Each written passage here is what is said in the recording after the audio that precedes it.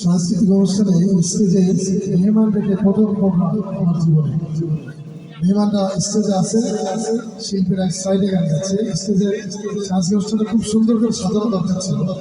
এটা আপনাদের সবার উদ্দেশ্যে পরামর্শ যে আগামী দিনের সাংস্কৃতিক অনুষ্ঠানগুলো জমজমাট করার জন্য স্টেজ ফাঁকা করে দিয়ে শিল্পীদেরকে এখানে অবস্থান করলে কিছু বাচ্চারা উপকৃত হবে।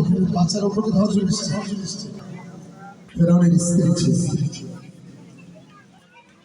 শুধু ইমানের কারণে তিনি শাহাদাত বরণ করছেন। ঠিক সেই প্রায়কালে রব্বুল আলামিনের নিকটে প্রার্থনা করেছিলেন, ইয়া রব, আমি তোমার ইমানের কাছে পরীক্ষায় পাশ করেছি, যদি তাই মনে করো তাহলে তুমি তোমার জান্নাতের বাগানে একটি ঘর আমাকে তোমার কাছাকাছি একটি ঘর ভিক্ষা দিও। সে বিবি আসিয়া প্রার্থনা দিয়ে শুরু করছে আজকের আমার পরিবেশন।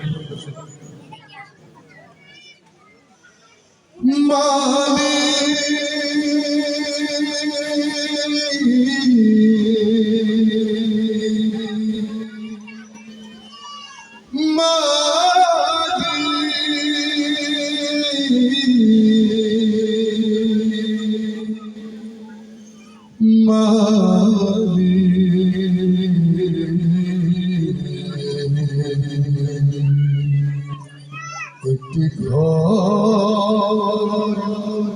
বানিয়ে দিও, একটি ঘর বানিয়ে দিও।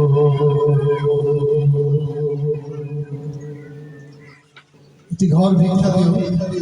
এ বলছেন আমাদের মায়ের জাতি, আমার মায়েরা আল্লাহর কাছে ঘর ভিক্ষা চায়, আমরা ঠিক মতো ঘর ভিক্ষা চাইতে পারি না।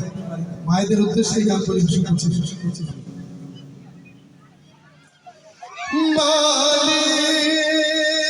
তুমি জান্নাতে তোমার কাছে একটি ঘর বানিয়ে দিও, একটি ঘর বানিয়ে দিও। সে বিভীষিকাময় মহাদিনে তোমার প্রতিবেশী করে দিও। তুমি জান্নাতে তোমার কাছে একটি ঘর বানিয়ে দিও, একটি ঘর বানিয়ে দিও। যেদিন আসবে না কারো কোনো কাজে, যেদিন পাপের বোঝায় মরবে না যে, পুলসিরাত পার হতে গিয়ে পিছলে যাবে কত পথি, আবার কেহ পুণ্য নিয়ে পার হয়ে যাবে আমি। সে মহাদিনে মহাক্ষণে, সে মহাদিনে মহাক্ষণে পার করে তুমি দিও।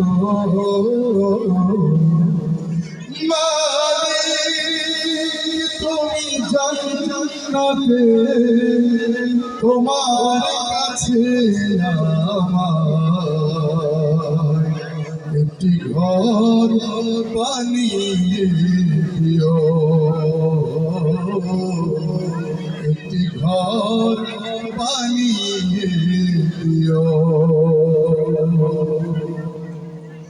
তুমি দিও হাউজে কাউসারের পাশে স্থান, দিও তুমি শীতল রোষের নিচে সম্মান,